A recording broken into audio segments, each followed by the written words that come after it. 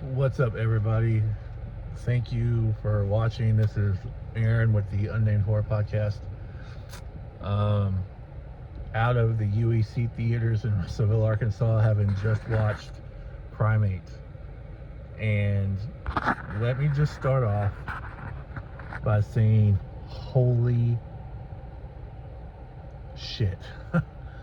That movie was intense. That was so good.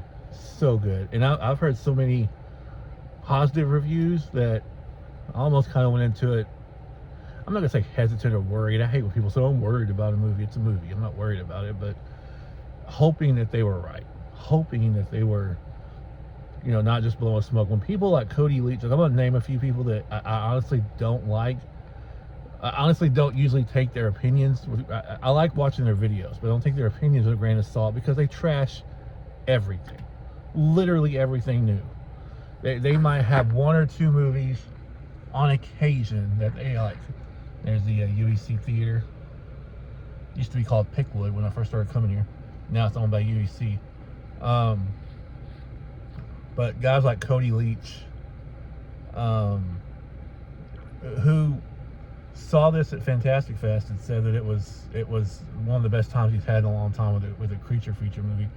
So when he said that, I got excited. I'm like, okay, this guy doesn't like anything new. He trashes just about every movie that comes out. He's one of those movie reviewers that thinks he's God's gift to movie reviews, and that he has to like criticize every little thing. Like, you're not getting paid for this. It's something you do for fun. I'm not that way. I'm pretty easy to please. Just entertain me, and I'm going to give your movie a positive review. And if I think it's trash, I just won't review it. Like, that's just kind of how I do things. I've gotten to where every time I go to a theater, I will do an out-of-theater reaction video because they seem to go over well. So even if I don't like it, I might do one of these anyway. That was not the case here, though. This movie had my stomach in knots. And it felt great because I haven't felt that way in a movie in a long time. This movie had my stomach in knots multiple times throughout the movie. It was... The characters were... And so, a couple of the complaints I did hear, but the characters weren't likable. Other than a couple of knuckleheads, I think the rest of the characters were very much likable. I thought they all did a good job. I thought they were all likable, and they were like, they make stupid decisions. Just walked out of the theater. I literally just watched it less than 5 minutes ago. I can't think of any stupid decisions that the main characters made. Like, there's 6 including the dad, and then there's two maybe even 7. I think I might have 7 characters, and then one guy that's there literally just to die at the beginning, and then a couple of knuckleheads that just show up later on in the movie. I don't count those two.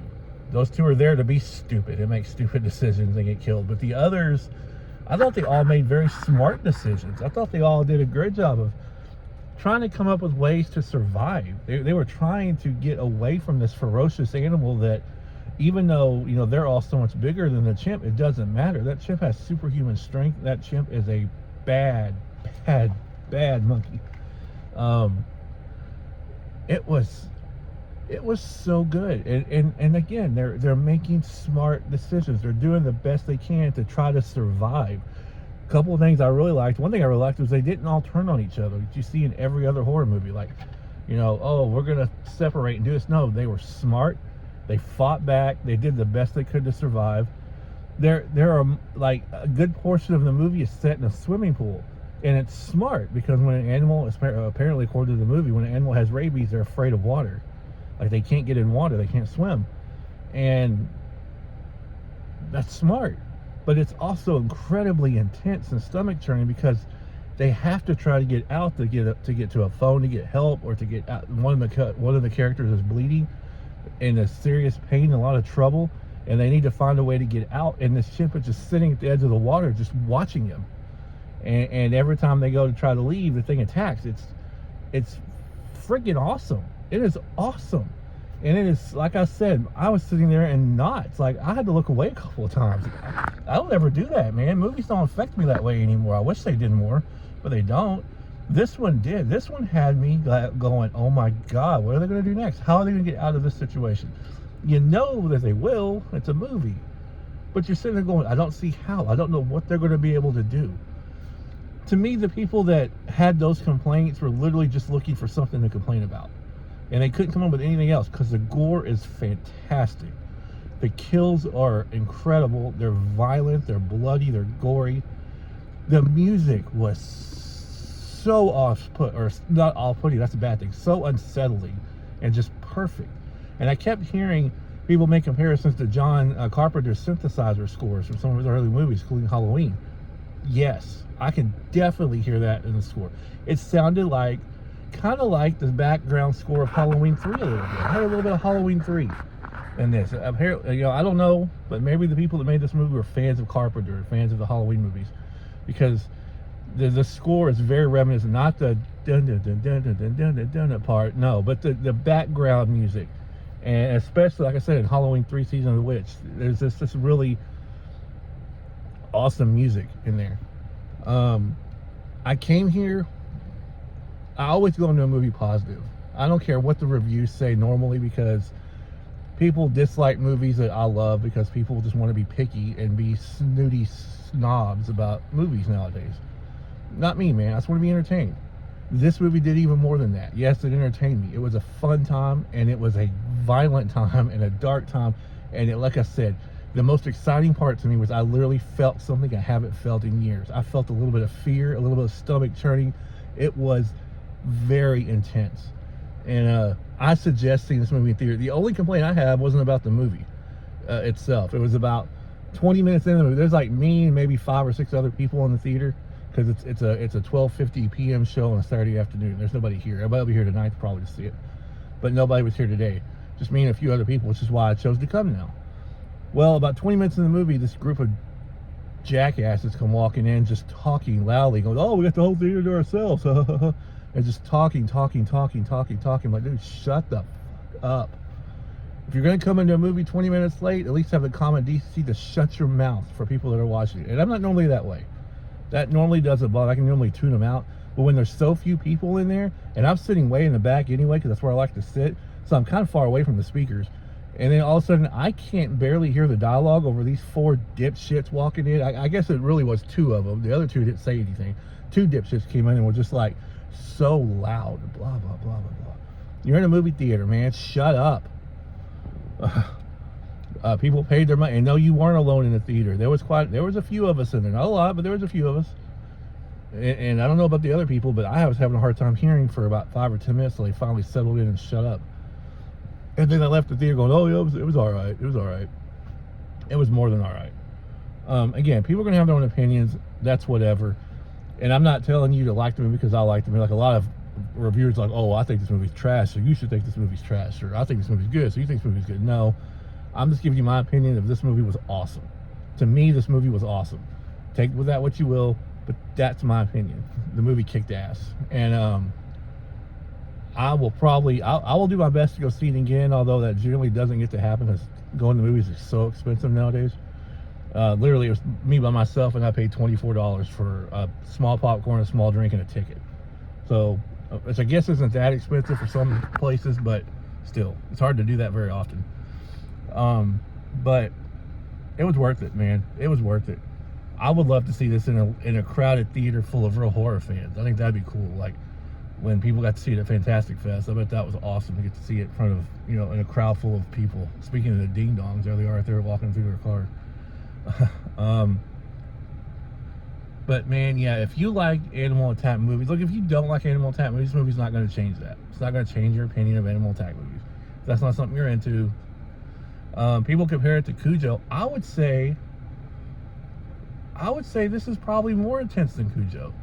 And I know it's going to be blasphemy to some people. I love Cujo. As far as animal attack movies go, it's probably my 3rd or 4th favorite animal attack movie of all time.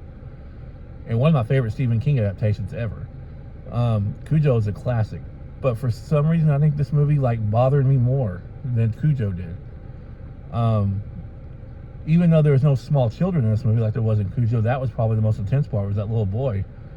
The mom and the little boy trapped in the car.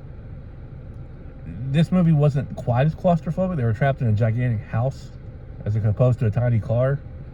I can certainly see the Cujo comparisons. Yes, there's a lot of comparisons there. But just for me, this movie bothered me more than Cujo did, in a good way. It affected me more than Cujo did. And I've had more sympathy. I did have more sympathy for Cujo, and I thought I'd have more sympathy for Ben. Seeing the trailer, seeing the poster, he looks so sweet and innocent, but he's not. and with Cujo, you kind of get a feeling that Cujo is a sweet dog who just had something bad happen to him, and it turned him into what he was. Nothing he can do about it. Ben, I don't know. You almost get the feeling watching the movie that Ben's always been this way. It's just he hid it very well. Like maybe he's like a human serial killer that hides the fact that he's a serial killer really well, and if something happens, he just lets it all out. Maybe that's kind of what happened with Ben here. I don't know. This is no spoilers. I mean, it's in the trailer that he gets rabies, and they waste no time. Like don't go in the movie late because you'll already miss a kill. It happens 5 minutes in the movie, and it's intense and dark. The opening is fantastic, and then it just goes from there. And again, I like the characters. People were complaining about the characters, saying they weren't memorable, and maybe they weren't memorable overall, but they were good characters. There was nothing. I didn't see them being total jerks, other than a couple that were literally meant to be that way. I think the rest of them were, very likable, and the sisters were incredibly likable. The friends were likable. The father, the deaf father, he's deaf, so they learn sign language. Is how Ben learned to communicate. He was great. And I don't get people's, like, even the people that gave it a good review were like, oh, the characters were, no, I don't know about the characters. They were kind of bland, and I don't know what you're expecting, man. The characters were fine. Thought the acting was really good. The animatronic, or I wasn't an animatronic, apparently it was a person in a monkey suit, looked fantastic. Fantastic. Yeah, I just... Maybe as time goes on, I can find little flaws and nitpick if I watch it a second or third or fourth time. But right now, maybe just from the high of just now seeing it, I can't think of any flaws. I thought the movie flowed well. It didn't last long. There you go. There's a flaw for me. Everybody else was excited. Oh, it's great. A 90-minute horror movie. I love it. Oh, this is awesome. 90 minutes. Ha ha ha ha ha. Man, you. Screw that. I don't. If I'm enjoying, if I don't like a movie, an hour and 10 minutes is too long to me. But if I'm enjoying a movie, if I'm having fun with it, like I was this one, and feeling intense, it ended so quick. I could have taken another 20 or 30 minutes of this movie. Maybe other people don't want to. That's fine. But for me, if I had any flaws, that's it. It was too short. I wish it lasted a little bit longer, because I was having a blast with it, man. I was having a blast feeling things I haven't felt in a movie in a long time. As much as I love... I went and seen Abigail a couple years ago. It was a blast. I loved it. Final Destination Bloodlines was a blast. I loved it. Even Five Nights at Freddy's with my two little kids. Was it the greatest movie ever? Of course not. But it was.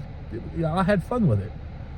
I'm not one of those people who go, oh, it was trash and terrible. It was a kids movie. It's a PG-13 kids horror movie. For what it was, I thought it was just fine. But for none of those movies did I feel like this like deep in my gut feeling like, holy crap, what's going to happen now? And I couldn't get past it, man. I had so much fun with it. So to me, it's I'm going to give it a 9 out of 10. No, you know what? Screw it. I'm going to go ahead and give it a 10. People will disagree. Even people that liked it will disagree with that, and that's fine. It's my opinion. But I had so much fun with it, man. And I almost wished it wasn't over. I wish I was still in there watching it and Ben was still messing things up right now. Man, it's such a badass movie. Go watch it, or go make your own opinion. Don't take my opinion for it. Don't take other people that trash his opinions for it. Go watch it for yourself, and definitely see it in a theater, because it's a theater experience kind of movie. But PRIMATE, man, if this is, I've heard other people say it and it's true, if this is what 2026 is going to be for horror, we're in for a hell of a good year. If this is the start of it, we're in for a fantastic year of horror. I cannot wait for Scream 7. There's other movies coming out, which I can't remember them top of my head, but I'll kick myself for not remembering them. But Scream 7 is the next one that I'm really super looking forward to. There was a trailer for it at the beginning of the movie, but it was just the regular trailer that we've already seen. It came out in October or whatever it was. So nothing new, unfortunately.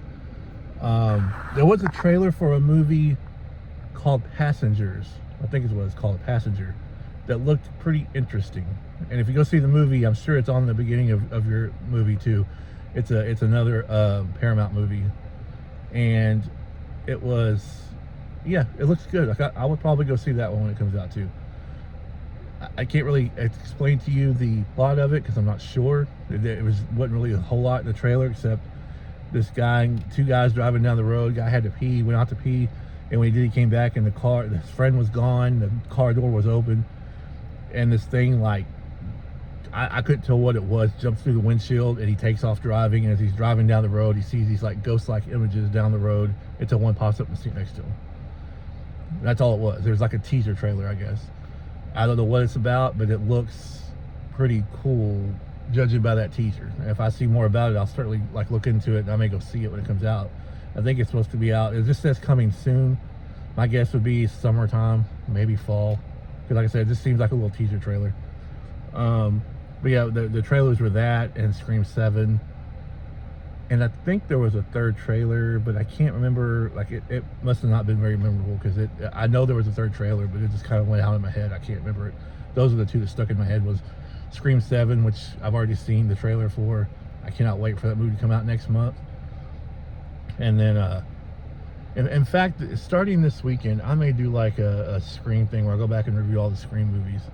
I haven't watched them in a while. I got an empty house until tomorrow night, so I may go home tonight and watch some of the Scream movies and do like a ranking or something just to get ready for Scream 7, because I'm super excited about it. And this will be the third straight Scream movie, fourth straight Scream movie I've gotten to see in theaters, because I got to see 4, my absolute least favorite of the franchise, 5, 6, and then 7. So yeah, I'm pretty excited about that. Scary Movie 6 comes out this year as well. Not quite horror, I know, but I can't wait for that because the Wayans brothers are back in it. And Anna Faris is back, and Regina Hall's back. They're all back in it, so it's going to be awesome. And they got a lot to talk about. I think they said the biggest one in that movie will be Art the Clown. Will be who they're parodying the most, which is cool to me. I'm hoping that we get to see Officer Doofy back. That'd be cool. I haven't heard if he's going to be in there or not, but that'd be cool if he is. But yeah, so I'm just kind of rambling now. PRIMATE, go see it. Worth it. Kick-ass movie. A lot of fun. Very dark and violent. And Ben's a badass, man. He really is. 10 out of 10 for me. Thank you guys for watching. We'll see you next time on the Unnamed Horror Podcast.